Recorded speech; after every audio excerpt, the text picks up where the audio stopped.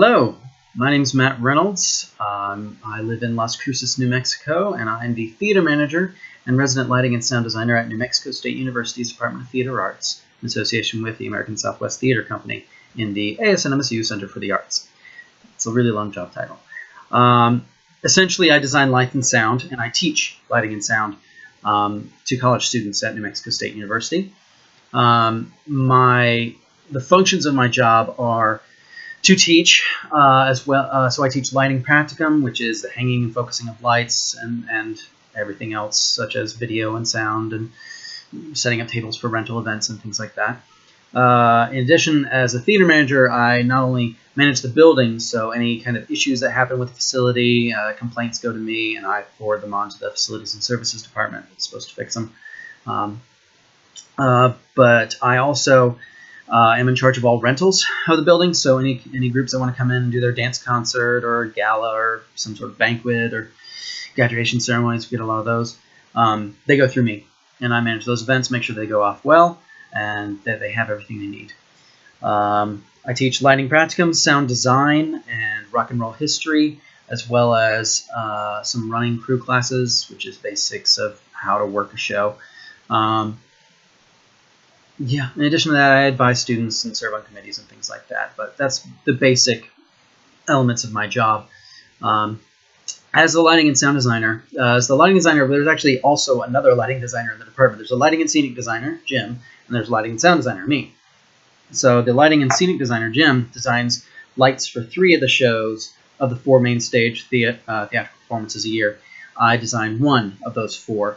I also design lights for the 3 dance concerts we do a year, as well as any and all rental events that happen. And I design sound for all of it.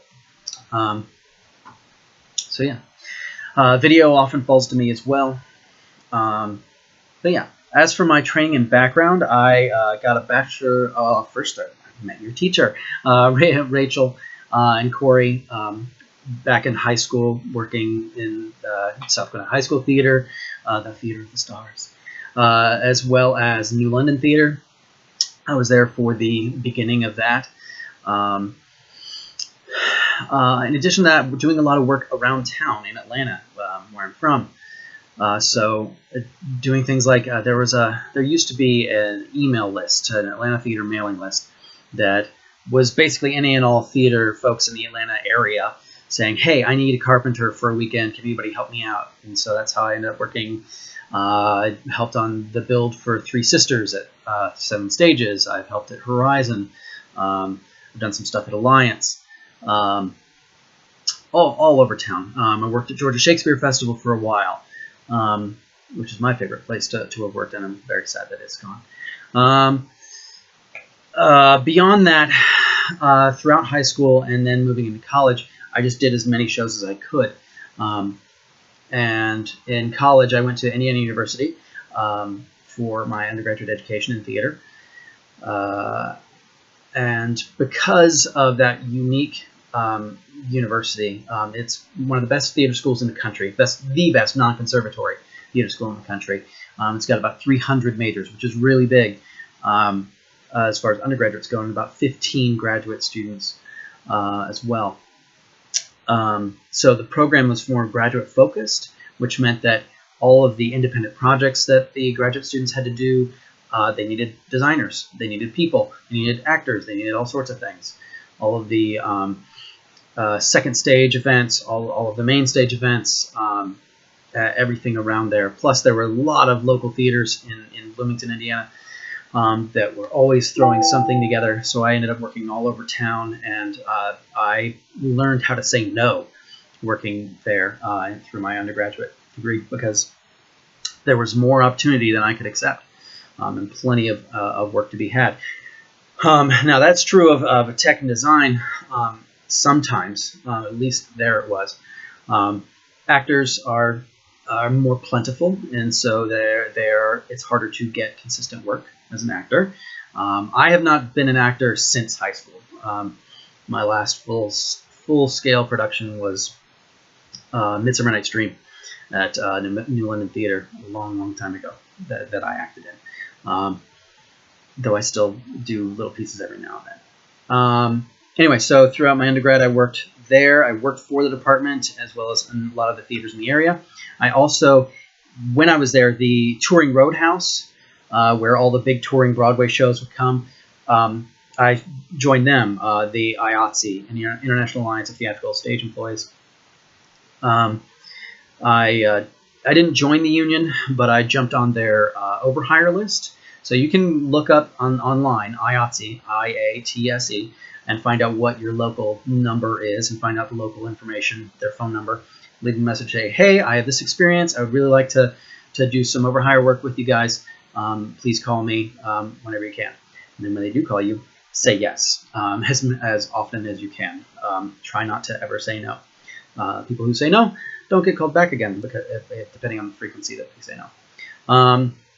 Anyway, so that was when I started doing union shows, big touring shows, Hairspray, Sweeney Todd, what was it, Phantom, Rent, you name it, I've done it. And I've been doing those shows ever since. So that was 2006. So for 10 years, I've been doing those shows.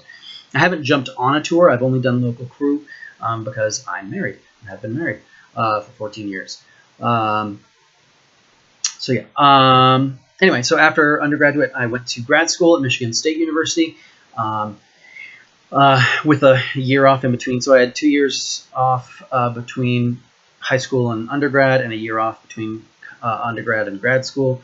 It's always a good idea to take a year or two off, particularly after undergraduate, for two reasons. One, most grad schools want you to have some professional experience. Even if you got it in undergrad, that's fine. But they want you to know what it's like to work in the world so that you know what aspects of your craft you need to be working on, so that you know what questions to ask. You don't just go to undergraduate and say, okay, now what? I don't want to leave school because it's uncomfortable. No, you have to go out and do the work and be poor as hell and get paid crap or nothing and do as much work as you can so you can learn, man, I really wish I knew more about networking, or man, I really wish I knew more about moving lights, or I really wish I knew more about, I don't know, audio engineering, or this aspect of design or whatnot. So that you know going into grad school what it is you want to get out of it. I knew going into grad school that I wanted to learn more about the tech stuff. I'd been doing tech stuff all my life, but had never been formally trained on electrical theory and how to disassemble and fix a moving light and things like that. And so I went to grad school with that goal. Ended up learning a lot of other things instead, but grad school is a crucible. It is the hardest thing you will ever do if you choose to go there. And it is the most painful period of every person I've talked to's life. However, you come out of it reborn and better as a designer, particularly. And then from grad school, I got this job, straight out of grad school. So I've been here at New Mexico State University for 4 years now. Just started my 5th year. And yeah, that's my training and background. As far as memorable or fun things about this job, I get to have fun every day. I get to do fun things for a living. I've been very fortunate to have had those years off when I wasn't doing theater, where I had just a day job, where I've worked for an electrical contractor. I've worked for a cookie company. I was assistant manager at a cookie company, Wilson's Leather, jewelry stores, Express Limited. I've done all sorts of retail. I managed a vein clinic once. All of that experience, all that variable experience outside of theater taught me loads. There's no limit to what you can learn from a crappy day job, really. In fact, one of the reasons why I decided to go into education is I thought, oh, that's great, because then I can take the summers to go do some other crappy day job and learn everything about that. Not in a micro dirty jobs kind of way, but in a, well, I can learn more. So I have learned something from every job I've had. So don't, even if you have a crappy day job, like we're working in a movie theater, I've done that too. Even if you have a crappy day job, It is really important to take what you can get out of it, to learn as much as you can, because you can learn something from every job you get. Even if that one thing is, I really don't like this job. That's fine, but at least you learn about it. At least you take something away from it. So my job, since I've chosen to live in this world of theater, which is memorable and fun, finding something that's the most memorable or the most fun is it's a challenge just to figure out what it is. I mean, there's tons of inside jokes, things that happen. Turkey on a Stick still cracks me up. That's an occasion when back in high school I was stage managing A Christmas Carol, and it was the first time I had stage managed a show, and the director didn't know what she was doing, and she used me as an assistant director as well as stage manager and tech director and everything designer, and I didn't realize that's not what stage manager meant. And so I ended up getting so overworked that I cracked up on Wednesday of Tech Week when she asked for, hey, can we get that turkey on a stick? And I just burst out laughing and crying and lay on there on the stage while she finished her notes. So yeah, turkey on a stick still makes me smile. There have been plenty of memorable moments along the way. This summer I got flipped off by the lead singer of A Day to Remember while he was in the middle of his set on stage. Hanging out with Conan O'Brien after a loadout. Yeah, I've worked with the famous folks, and 99% of them are nice people. They're not jerks. They're not mean or divas. There are a few divas. They happen. But yeah, other memorable and fun things. First day of work, working at a professional theater company, they told me to unload the bridge weight. And if you don't know, the bridge is a lighting apparatus. It's basically 3 pipes in one on a motorized system that has the entire lighting inventory on it. So hundreds of lighting instruments are stored on this piece of hardware. And they told me to unload the bridge weight, which was thousands of pounds of bricks to pull off the bridge. And fortunately, before I started doing that, I asked them, all right, should I unload to the pipe weight or to the whole thing? And that's when they stopped me, fortunately, because that would have been bad. As for the worst memory I have in what I do is back from undergrad. It was not my first sound design. I had designed sound half a dozen times by then, but it was my third major sound design there. And we had a new director who came from the San Francisco Mime Troupe. So, some San Francisco Mime Troupe. So people were wanting to get on our good side and learn from her and get her connections and things like that. So we were meeting to do this show. We had production meetings every week for about 2 months before Tech. And first production meeting, we're there, and 10 minutes into the meeting, she's still not there. She hasn't shown up. 20 minutes. So what do you guys got? And we started showing each other. Yeah, that's pretty cool. Does she know that we're having a production meeting? Like, she knows that this is the time, right? She never showed up for that meeting. Or the next one. Or the next one. Or the next one. She didn't show up to a single production meeting, which, if you don't know, that's basically how you put together the show. The design, how everything works. The whole thing, from a design aspect, comes from the production meetings. And she never showed. So I, in the process of those 2 months, kept cornering her in hallways and walking with her on the way to her class to try and ask her questions, trying to get anything out of her that I could. None of it was substantial, or she wasn't giving me solid feedback on anything I was giving her. So we come to the day of Tech, and I've got the show designed the way I want to design it. And she comes in and said, all right, let's listen to some stuff. And go through my design concept, and she listened to the stuff, and she says, no, that's going to work. That hurt. So we had to trash my entire design concept and all of the design I had been working on for months that day, and redesign the show that day. And what made it worse was she said, oh, we'll just play what we use in rehearsal. So she apparently played stuff in rehearsal, never sent me the files, never told me that she had done any sound or brought any music or anything, never mentioned any of these musicians, anything. And so we used her stuff and built the show around that. And then I still threw in stuff to find the holes and fix things and make a cohesive design. But the thing that kicked me while I was down was that she demanded a co-sound design credit, just to twist that knife a little bit. So that was my worst memory in theater. I've had other bad memories, such as almost dying a number of times. I've never actually gotten badly hurt, fortunately. Some back issues, but nothing badly hurt. One time I was breaking two very important rules of theater. One is never do the physical work alone. Never. Never, ever do the physical work in the theater alone. Okay? It's a quick way to die and to get yourself hurt and to damage the stuff, the equipment.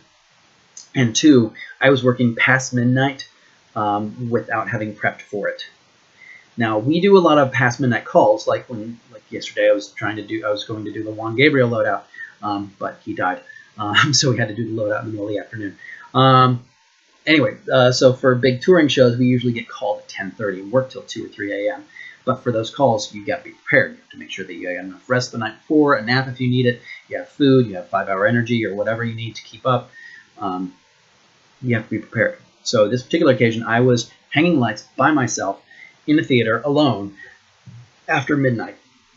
And I had lost count of the number of instruments I was taking off the pipe to move to a different pipe. And all of a sudden, I'm on the top of the 10-foot ladder. I mean the tippy top, the flat part that they say don't stand on. And the pipe starts moving past my eyes, and I don't know what's going on. And so I grab it, and it's still going. So I yank down on it as hard as I can to try and hold it there. And it's pulling against me. It's pulling my whole weight, essentially. So I hang over the pipe to try and keep it from flying because it's 60 feet to the grid. If I let that go, it's going to pick up speed, crash at the top. The arbor at the bottom is going to crash.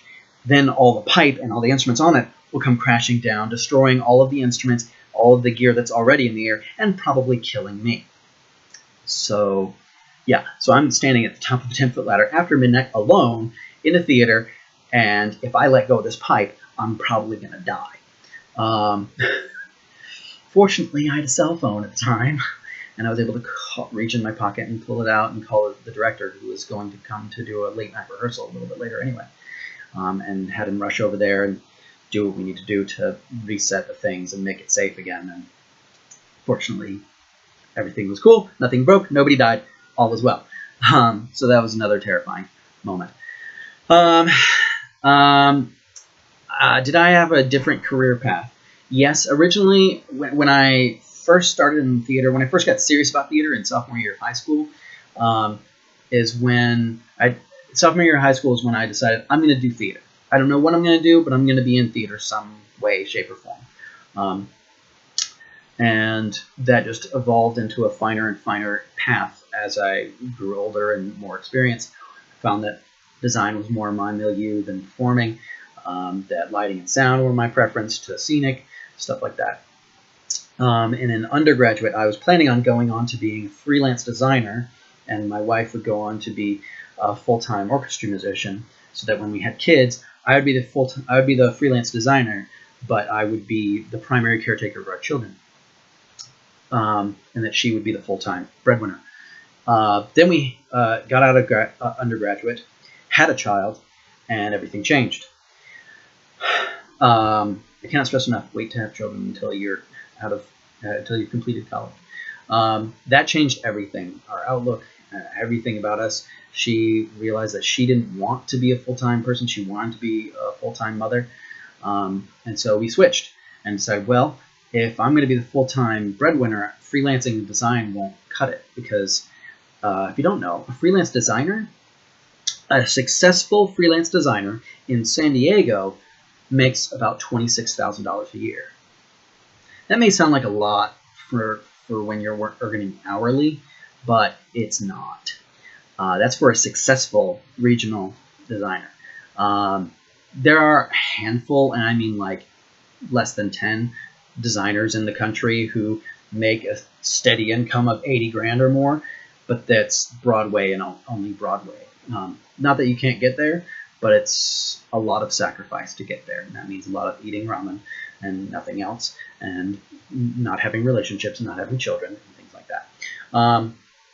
So yeah, be aware. What we do is not a wealthy industry. We do what we do because we love it. It's not a great way to make a living.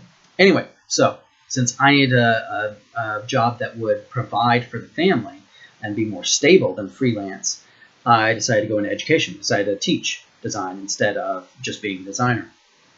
And fortunately, I'm really good at teaching, and I really love teaching, and it's a lot of fun, and I love doing it. It's more, I don't want to say it's more satisfying than theater or just performing or designing, but it's a different kind of satisfaction. It's really enjoyable.